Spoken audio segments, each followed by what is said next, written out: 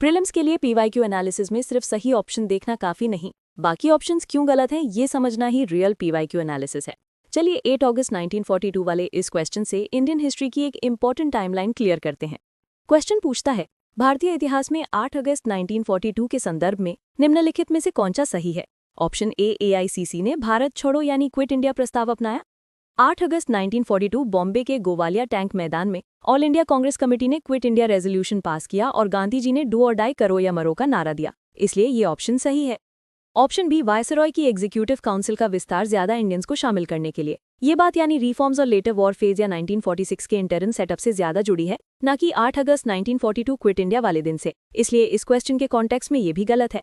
Option C, 7 प्रांतों में कांग्रेस मंत्रिमंडलों ने त्यागपत्र दिया, ये घटना 1939 से जुड़ी है जब ब्रिटेन ने वर्ल्ड वॉर 2 में इंडिया को बिना कंसल्ट के शामिल किया और प्रोटेस्ट में कांग्रेस मिनिस्ट्रीज ने 7 प्रांतों में रिजाइन किया, इसलिए ये ऑप्शन गलत है।